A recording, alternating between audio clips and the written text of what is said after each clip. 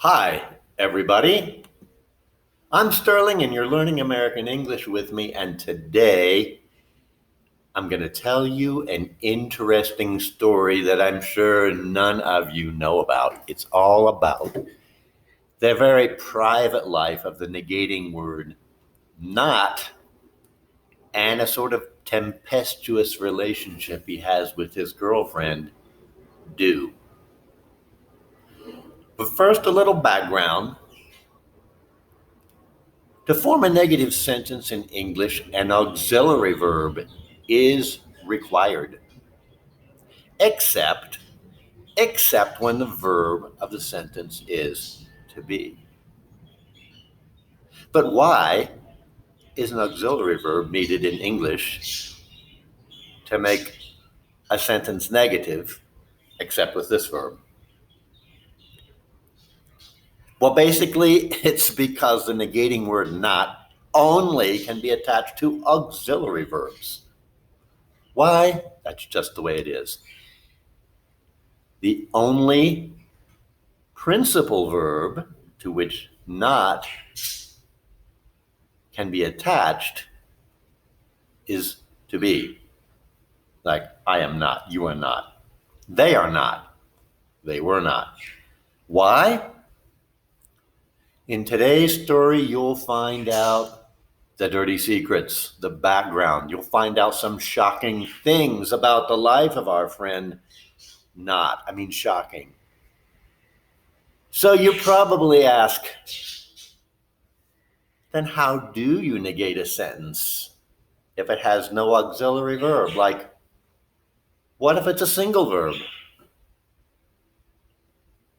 A positive sentence that has only one single principal verb cannot be negated until an auxiliary verb is added. That's the purpose of the auxiliary form of the auxiliary verb do. And when you add the correct form of do just before the principal verb, the meaning of the verb is not affected. Do is only there because it's the only word that the word not will stick to, can be attached to. And do is very powerful and controlling because she is also there to keep not away from those single verbs, because this is the whole crux of the thing. Do is in love with not, but not, well, he gets around, if you know what I mean. And the story starts here because do and not are in love, and do is very jealous when not tries to have a relationship with another verb. And as a result, not knows it's not right to mess around with other verbs, but he does. You see, do and not got together back in the days of Old English, and their relationship is a really important one in English, because if not were ever allowed to connect with single verbs, then the whole structure of English would be destroyed. Just try it now. If you try to attach not to another verb, the sentence does not work. It's ugly. That's simply not allowed. And don't even try it because do will be watching. For example, the car drives well. The verb is drive. Now let's imagine that not might have romantic feelings for this single verb drive, because he's definitely always looking for another verb to attach himself to. Now and then, because being with do forever has become very old, and not sometimes wants some variety in his life. But do sees to it that not never tries to get involved with another single verb. And it can get very ugly when not tries to hook up with another single verb. Like one time when not wanted to get involved with the verb drive, it came out like this. The car not drive well. No, says do. Do not ever try to connect with drive. I mean it. Not. Stay away from all the other single verbs. Not, because you're mine. Because you see, do loves not. Do's very much in love with not. Not loves her too, but not has a wandering eye for single verbs. But do you know what else? Do and not have always had a sort of unconventional relationship. Not is allowed to connect with some other verbs, but only as long as they are auxiliary verbs like do is. The verbs that not hooks up with have to meet the approval of do, but never single verbs, never. So sometimes do let's not get together with her twin sister, does. And keeping things in the family, do. Do also has a really nice looking cousin named Did. And many times in the past, do has permitted not to get together with her older cousin, Did. Now, not really enjoys connecting with a lot of auxiliary verbs. I mean, a lot. Even though do is not very happy about it. But in fact, he has a circle of verbal relationships, like with the modal verb girls. The modal verb girls just love to get together with not. Every one of the modal verb girls loves not. And not, all the time, hooks up with each one of them. Can, shall, should, would, will, could, even ought to. They all love to get together with not, but of course, only whenever do is out of the picture. But don't think for a minute that not stopped looking around after it hooked up with the modal verb girls. It turns out that not also has a regular thing going on with the have girls.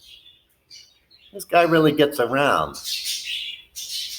That's right, he connects with have, has, and had. Not connects with them all the time. The first time he got together with have, and he found out about her twin sister, has, and she connected with him too. And he thought, wow, this is just great. Being present with these girls, have and has, is perfect. He only found out about have and has after he already had connected with had, their older cousin, in the past, of course. And before all that happened, not had a past perfect time with her too. Believe me, though, do thinks she really has not wrapped around her little finger. You know that expression? She thinks she has not wrapped around her little finger, but she doesn't. Because not, unbeknownst to do, not has relations with all of the to-be girls as well. And they all want him. What a promiscuous guy not is. He attaches himself to I am, you were, he is, she was, they were. You name it, they get together and they have big negative contraction orgies. They form weren't, isn't, aren't. All those contractions.